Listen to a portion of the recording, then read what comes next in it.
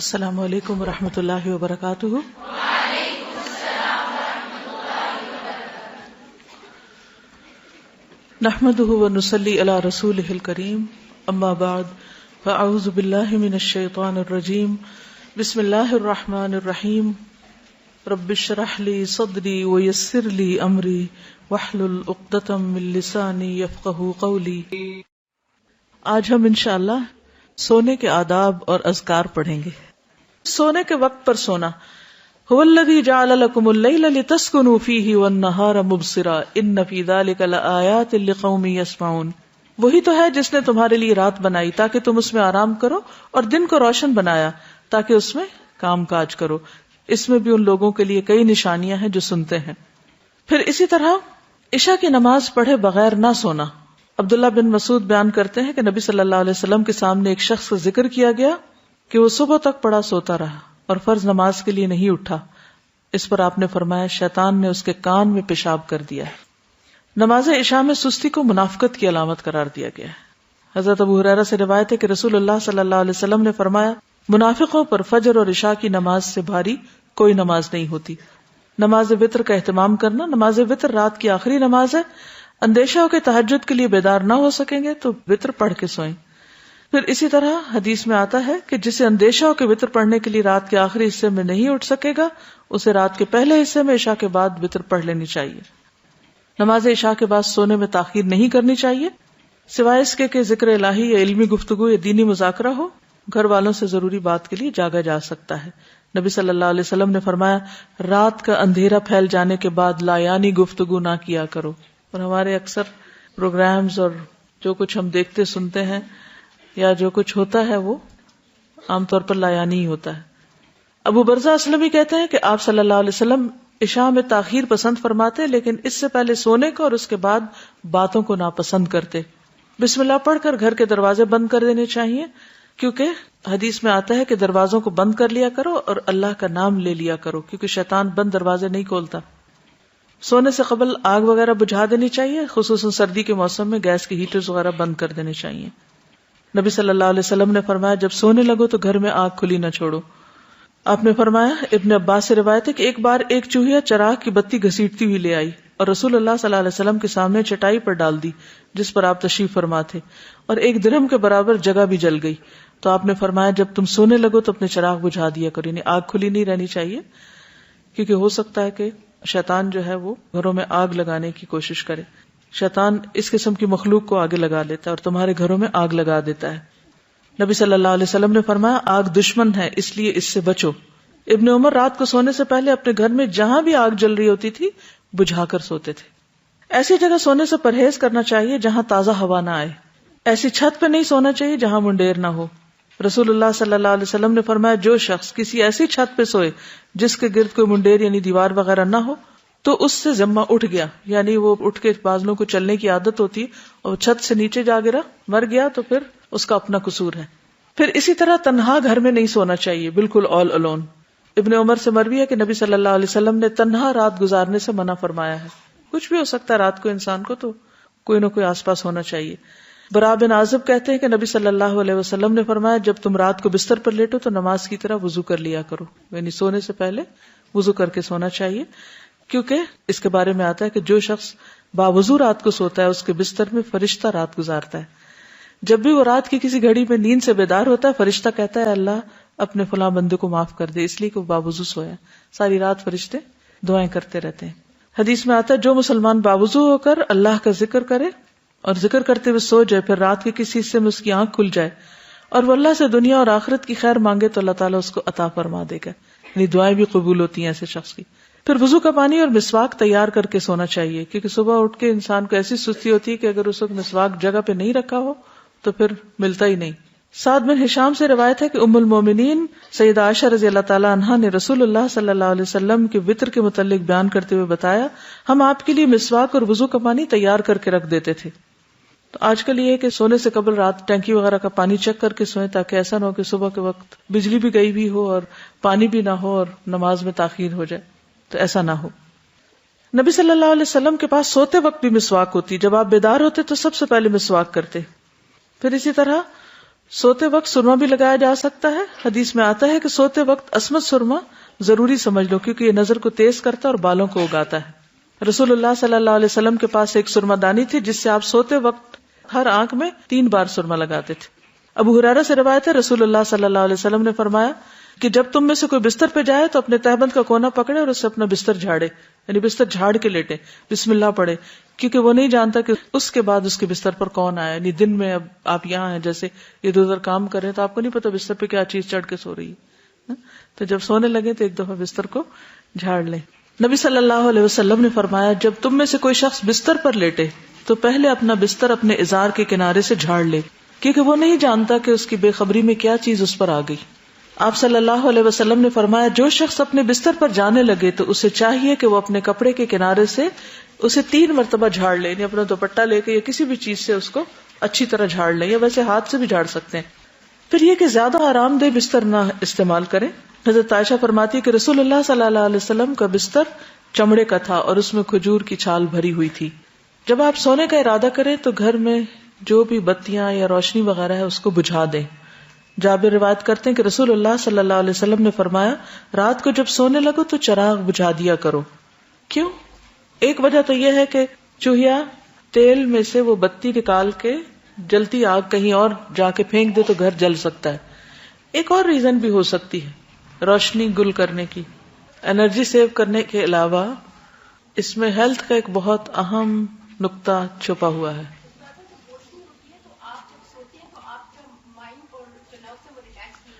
ٹھیک ہے، روشنی میں سونے کی وجہ سے آپ ریلیکس نہیں ہوتے پوری طرح.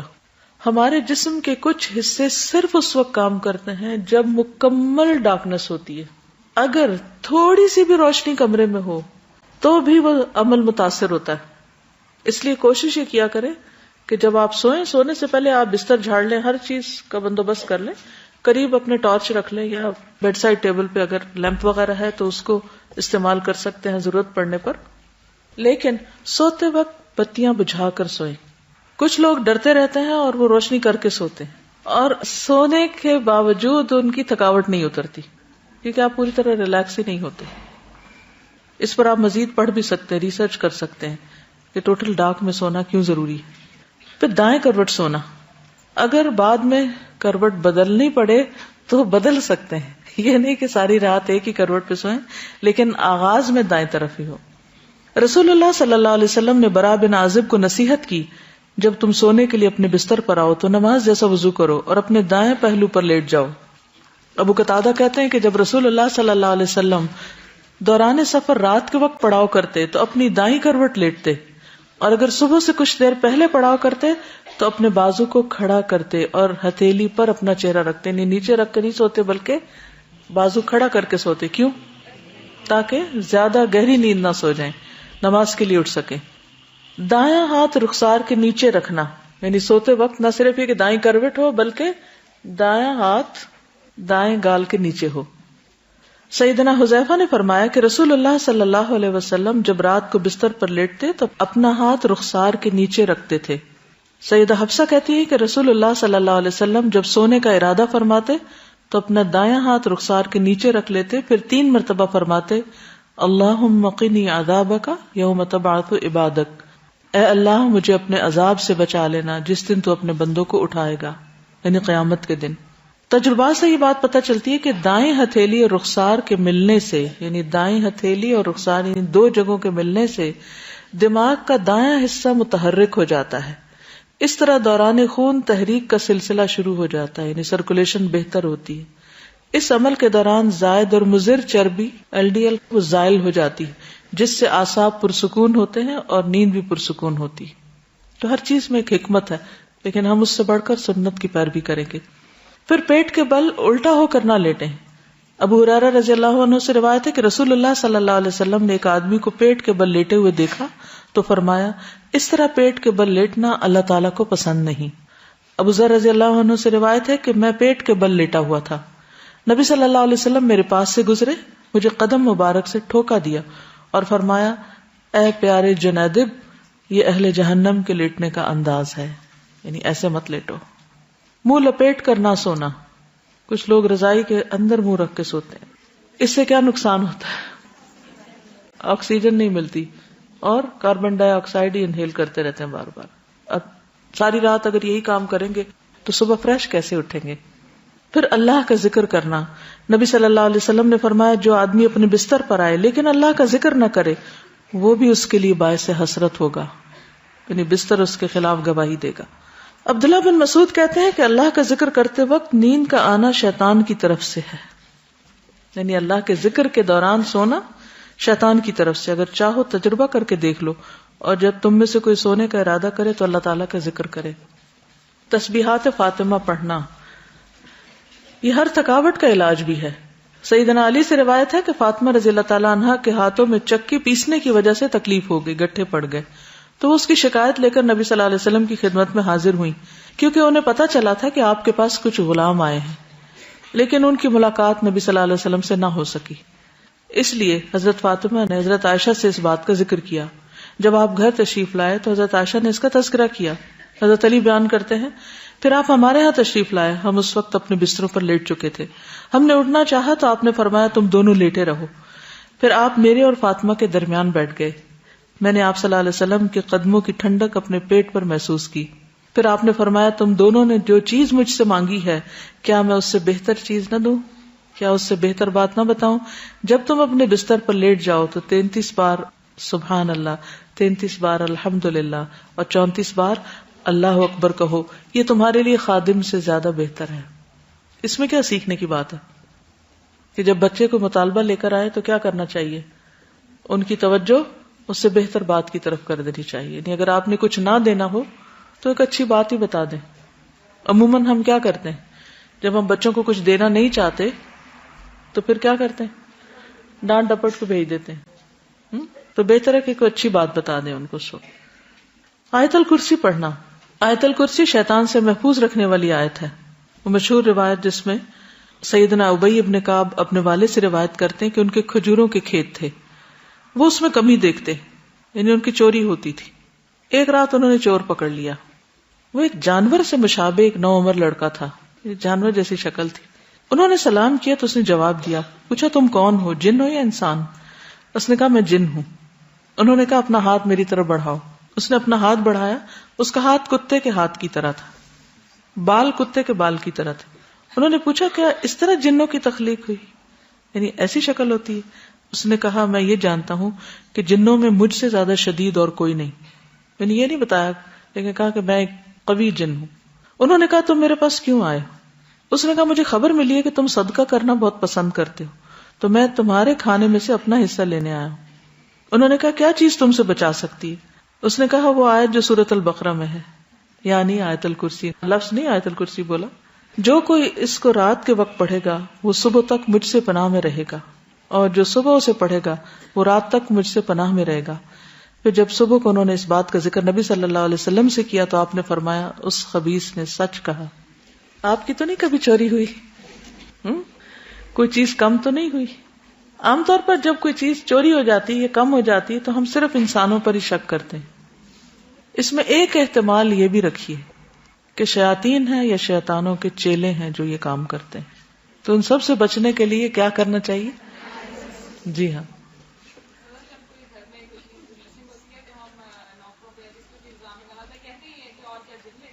جی ہاں، اس وقت یہ کہتے ہیں اور کیا تم نہیں لے گئے تو جن لے گیا کوئی.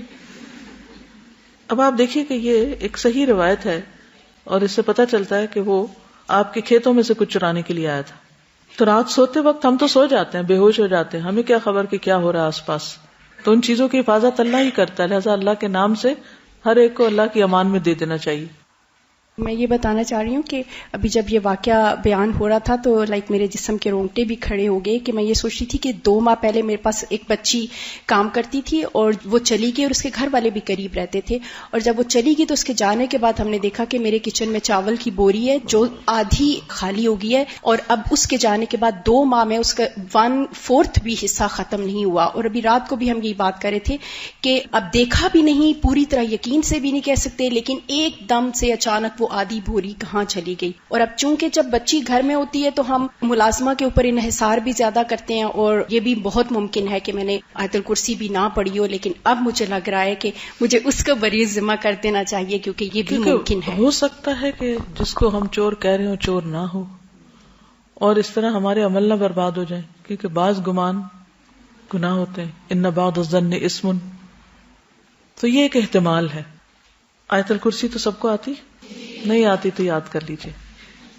پھر دوسری روایت حضرت ابو ہریرہ والی بھی ہے اس سلسلے میں، جن کو صدقہ فطر پر مقرر کیا گیا اور 3 رات تک شیطان آتا رہا اور وہ اس میں سے چرانے کی کوشش کر رہا تھا، تو حضرت ابو ہریرہ پکڑ لیتے تھے. اور پھر آخر میں کیا اس نے بتایا کہ اگر تم آیت الکرسی پڑھ لو تو ایک فرشتہ رات بھر تیری حفاظت کرے گا اور شیطان تمہارے قریب بھی نہ آئے گا. نبی صلی اللہ علیہ وسلم کو جب یہ بات پتہ چلی تو آپ نے فرمایا، ہاں اس نے تجھ سے سچی بات کہی لیکن وہ خود جھوٹا ہے. اے ابو ہریرہ، کیا تمہیں معلوم ہے یہ 3 رات سے کون تمہارے پاس آ رہا تھا؟ ابو ہریرہ نے عرض کیا، نہیں. آپ نے فرمایا وہ شیطان تھا. یہ صحیح بخاری کی روایت ہے. تو اس میں ہم میں سے ہر ایک کو اپنے سامان کی حفاظت کے لیے کیا کرنا چاہیے؟ آیت الکرسی پڑھنی چاہیے. چوروں پہ نظر ضرور رکھنی چاہیے، لیکن دوسرے چور بھی ہو سکتے ہیں. پھر سورۃ البقرہ کی آخری 2 آیات.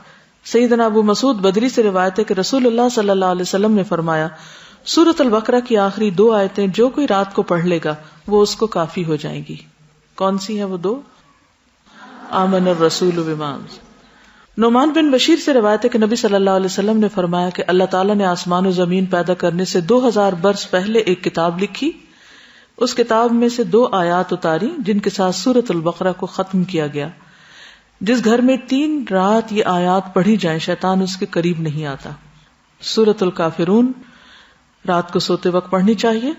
فروہ بن نوفل اپنے والد سے روایت کرتے ہیں کہ نبی صلی اللہ علیہ وسلم نے نوفل سے فرمایا، قل یا ایھا الکافرون پڑھو اور اسی پر بات چیت ختم کر کے سو جاؤ، یعنی اس کے بعد اور باتیں نہیں کرو. بے شک اس میں شرک سے برات کا اظہار ہے. یعنی اس حال میں پھر اگر انسان دنیا سے رخصت ہو جائے تو گویا وہ شرک سے بری ہو کر رخصت ہوا. سورۃ الاخلاص اور معوذتین بھی پڑھیں. ابو الدرداء سے روایت ہے کہ رسول اللہ صلی اللہ علیہ وسلم نے فرمایا، کیا تم اس سے عاجز ہو کہ ہر رات 1/3 قرآن پڑھ لو؟ صحابہ نے عرض کیا، 1/3 قرآن کس طرح پڑھیں؟ آپ نے فرمایا، قل هو اللہ احد 1/3 قرآن کے برابر ہے. یعنی رات کو سوتے وقت انسان اسے بھی پڑھ لے. اور معوذتین جو ہے، نبی صلی اللہ علیہ وسلم جب اپنے بستر پر آرام کے لیے آتے تو روزانہ رات کو اپنے دونوں ہاتھوں کو ملا کر ان پر سورۃ الاخلاص، الفلق اور الناس پڑھ کر دم کرتے، یعنی پھونک مارتے، پھر اپنے دونوں ہاتھ اپنے پورے جسم پر پھیر لیتے تھے. ٹھیک ہے، یعنی ہاتھوں پر دم کرتے اور ہاتھ پہ پھیرتے تھے، اور سر سے شروع کرتے. پہلے اپنے سر پر اور چہرے پر پھیرتے، اس کے بعد اپنے جسم پر جہاں تک آپ کا ہاتھ پہنچتا پھیر لیتے، اور یہ فعل آپ 3 مرتبہ کرتے تھے. ایک اور حدیث سے معلوم ہوتا ہے کہ نبی صلی اللہ علیہ وسلم اگر بیمار ہوتے تو حضرت عائشہ معوذتین پڑھ کر آپ کے ہاتھوں پر پھونک کر آپ کے جسم پر پھیر دیتی. اس سے یہ پتہ چلتا ہے کہ بیماری میں بھی یہ عمل جاری رہتا تھا. اب جیسے چھوٹے بچے ہوتے ہیں وہ خود نہیں پڑھ سکتے تو آپ خود اپنے اوپر بھی پھیر لیں اور ان کے اوپر بھی ہاتھ پھیر دیں. اب یہ کہ ہاتھوں پر دم کر کے وہ پھونک جب ماری جاتی تو لازماً اس میں کچھ اثرات آتے ہوں گے، اسی لیے پھر وہ جسم پر پھیرنے کے لیے کہا گیا. سورۃ الملک رات کو سونے سے قبل سورۃ الملک پڑھیں. ابو ہریرہ رضی اللہ عنہ سے روایت ہے کہ رسول اللہ صلی اللہ علیہ وسلم نے فرمایا، قرآن میں ایک سورت 30 آیتوں کی ہے، اس نے ایک شخص کی شفاعت کی یہاں تک کہ وہ بخش دیا گیا، اور وہ ہے تبارک الذی بیدہ الملک. ایک اور روایت کے مطابق یہ عذاب قبر سے رکاوٹ ہے. ابو ہریرہ کہتے ہیں، بے شک اللہ کی کتاب میں ایک سورت ہے جو 30 آیات پر مشتمل ہے، وہ ایک شخص کی شفاعت کروائے گی، پھر اسے آگ سے نکلوا لے گی اور جنت میں داخل کروا دے گی. یعنی سورت الملک. سورت السجدہ بھی پڑھی جائے اگر آپ پڑھ سکیں تو. جابر سے روایت ہے، نبی صلی اللہ علیہ وسلم نہ سوتے جب تک کہ سورت الف لام میم تنزیل یعنی سورت السجدہ نہ پڑھ لیتے. ایک اور روایت میں بھی آتا ہے کہ آپ اس وقت تک نہیں سوتے تھے جب تک سورت السجدہ اور تبارک نہ پڑھ لیتے. حضرت عائشہ سے روایت ہے، نبی صلی اللہ علیہ وسلم سوتے نہیں تھے جب تک کہ زمر اور بنی اسرائیل نہیں پڑھ لیتے تھے. ہم تو ساری زندگی بھر نہ کبھی ایک دفعہ یہ سب کچھ پڑھا ہو. ہم کیوں نہیں پڑھ سکتے؟ ہمیں کیا مشکل ہے؟ کیونکہ ہم بہت مصروف ہیں. ہماری اکثریت کی مصروفیت کیا ہے؟ ہمیں تو سونے کا ٹائم نہیں ملتا، تو سوتے سوتے دیر کر دیتے، پھر اس وقت ہم صورتیں پڑھنے بیٹھ جائیں تو آدھی رات یوں گزر جائے گی. کیا کیا وجوہات ہو سکتی ہیں اس کے نہ پڑھ پانے کی؟ ٹی وی دیکھنا، سستی، پڑھنا ہی نہیں آتا صحیح، اتنا اٹک اٹک کے پڑھتے ہیں کہ وہ پھر روانی ہی نہیں ہے پڑھنے میں. ڈنر بہت پرولونگ کر دینا، پھر اٹھنا ہی نہ، وہاں بیٹھ کے گھنٹوں باتیں کرنا، نیٹ پہ بیٹھے رہنا، دن کو ایسے کام مشغول رہنا کہ بہت زیادہ تھک جانا، پھر سوتے وقت کچھ پڑھنے کا ہوش نہ رہنا.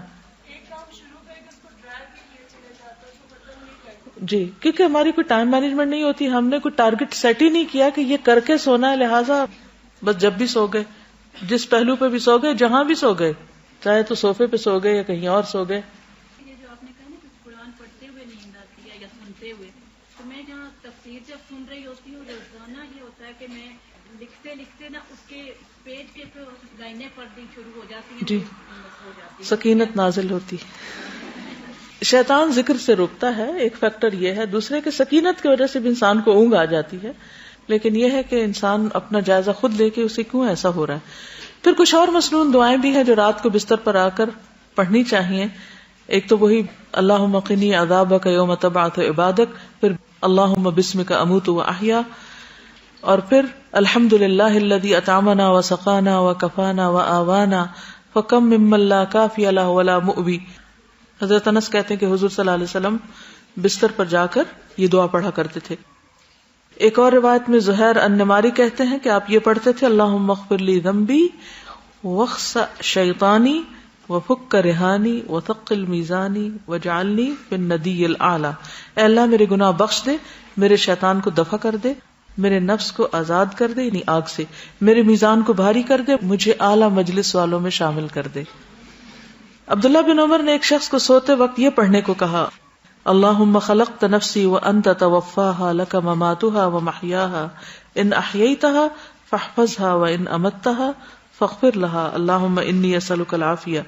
پھر ایک اور روایت ابو ہریرہ کہتے ہیں کہ نبی صلی اللہ علیہ وسلم نے فرمایا جو شخص اپنے بستر پہ جانے لگے تو اسے چاہیے کہ وہ اپنے کپڑے کے کنارے سے اسے 3 بار جھاڑ لے، پھر یہ دعا پڑھے بسمک ربی وضعت جنبی وبک ارفعہ ان امسکت نفسی فاغفر لها وان ارسلتها فاحفظها بما تحفظ به عبادك الصالحین.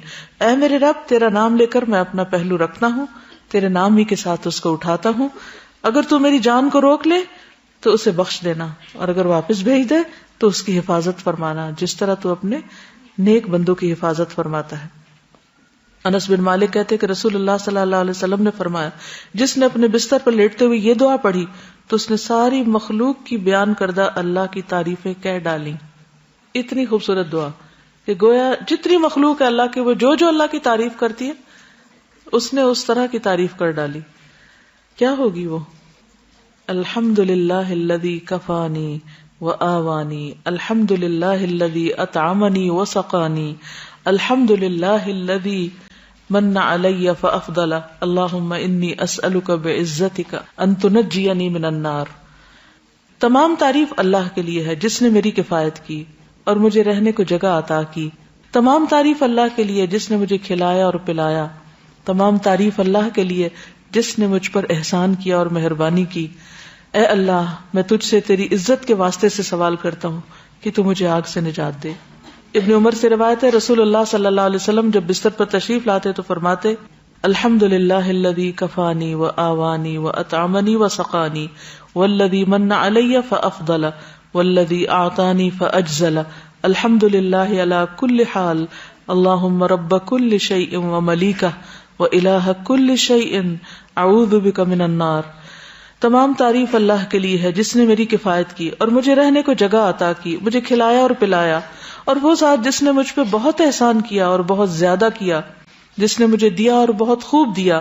ہر حال میں اللہ کی تعریف. اے اللہ، اے ہر چیز کے پالنے والے اور اس کے مالک، اے ہر چیز کے معبود، میں آگ سے تیری پناہ چاہتا ہوں. اس قدر خوبصورت دعا ہے. ابو ہریرہ سے مروی ہے کہ ایک مرتبہ ابو بکر نے عرض کیا اے اللہ کے رسول صلی اللہ علیہ وسلم مجھے ایسی دعا سکھا دیجیے جو میں صبح شام بستر پر لیٹتے وقت پڑھ لیا کروں.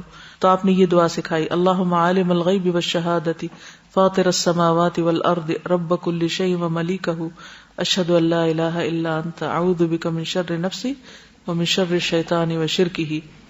پھر نبی صلی اللہ علیہ وسلم نے فرمایا جو شخص اپنے بستر پر جا کر یہ دعا پڑھے اس کے سارے گناہ معاف کر دیے جائیں گے خاص سمندر کی جھاگ برابر ہوں.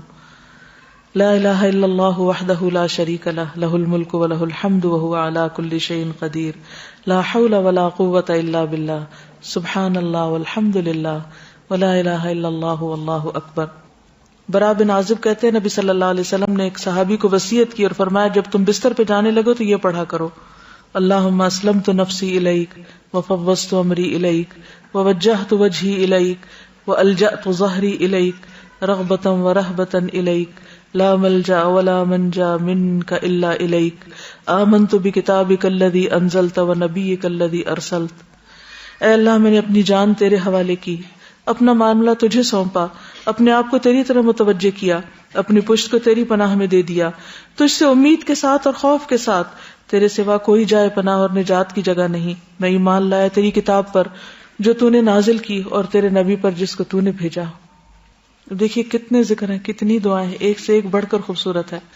سیدنا سہیل سے روایت ہے جب ہم میں سے کوئی سونے لگتا تو ابو صالح کہتے دائیں کروٹ پہ سو جاؤ اور یہ دعا پڑھو اللہم رب السماوات ورب الارض ورب العرش العظیم ربنا ورب كل شيء فالق الحب والنوى ومنزل التوراة والانجیل والفرقان اعوذ بك من شر كل شيء انت آخذ بناصيته اللہم انت الاول فلیس قبلک شیء وانت الآخر فلیس بعدک شیء وانت الظاہر فلیس فوقک شیء وانت الباطن فلیس دونک شیء اقض عنا الدین واغننا من الفقر۔ نیند آنے تک ذکر کرتے رہیں۔ ربیہ بن کعب اسلمی کہتے ہیں میں دن کے وقت نبی صلی اللہ علیہ وسلم کی خدمت کرتا، جب رات ہو جاتی تو میں آپ کے دروازے پر جا کر رات گزارتا، میں آپ کو ذکر کرتے ہوئے سنتا رہتا، آپ سبحان اللہ سبحان اللہ سبحان ربی پڑھتے رہتے یہاں تک کہ میں اکتا جاتا اور مجھ پہ نیند کا غلبہ آ جاتا اور میں سو جاتا۔ رات کو پہلو بدلتے وقت لا الہ الا اللہ الواحد القہار رب السماوات والارض وما بینہما العزیز الغفار۔ رات آنکھ کھل جائے لا الہ الا اللہ وحدہ لا شریک لہ لہ الملک ولہ الحمد وہو علی کل شیء قدیر الحمد للہ وسبحان اللہ ولا الہ الا اللہ واللہ اکبر ولا حول ولا قوۃ الا باللہ۔ پھر کہے اللہم اغفر لی، یا کوئی دعا کرے تو اس کی دعا قبول ہوگی، اگر بستر سے اٹھ کر وضو کرے اور نماز پڑھے تو نماز قبول ہوگی۔ پھر برا خواب آ جائے تو دعا پڑھیے اعوذ باللہ من شر الشیطان وشرہا۔ پھر نیند میں ڈر جانے پر بھی دعا پڑھیں اعوذ بکلمات اللہ التامات من غضبہ وعقابہ وشر عبادہ ومن ہمزات الشیاطین وان یحضرون۔ زبانی یاد کر لیں ورنہ رات کو اٹھ کے لائٹ آن کر کے کہاں سے ڈھونڈ کے پڑھیں گے۔ نیند میں ڈر جائیں تو پڑھیں اعوذ بکلمات اللہ التامات من غضبہ وعقابہ وشر عبادہ ومن ہمزات الشیاطین وان یحضرون۔ پھر اسی طرح خالد بن ولید کہتے ہیں میں رات کو نیند میں گھبرا جایا کرتا تھا تو نبی صلی اللہ علیہ وسلم کی خدمت میں حاضر ہوا تو میں نے عرض کی میں رات کو نیند میں ڈر جاتا ہوں تو میں اپنی تلوار اٹھا لیتا ہوں اور جو چیز سامنے آتی ہے اسے مار ڈالتا ہوں۔ آپ نے فرمایا کیا میں تمہیں وہ کلمات نہ سکھاؤں کہ جو روح الامین نے مجھے سکھائے؟ میں نے کہا کیوں نہیں؟ آپ نے فرمایا کہو اعوذ بکلمات اللہ التامات التی لا یجاوزہن بر ولا فاجر من شر ما ينزل من السماء وما يعرج فيها ومن شر فتن اللیل والنہار ومن کل طارق الا طارقا یترک بخیر یا رحمان۔ اسی طرح ایک اور روایت میں ہے رسول اللہ صلی اللہ علیہ وسلم نے فرمایا جو رات میں تکلیف اور مشقت اٹھانے سے گھبرائے اور ڈرے کہ دشمن اس سے لڑے تو وہ کثرت سے یہ کلمات پڑھے سبحان اللہ والحمد للہ ولا الہ الا اللہ واللہ اکبر وآخر دعوانا ان الحمد للہ رب العالمین۔ سبحانک اللہم وبحمدک اشہد ان لا الہ الا انت استغفرک واتوب الیک۔ السلام علیکم ورحمۃ اللہ وبرکاتہ۔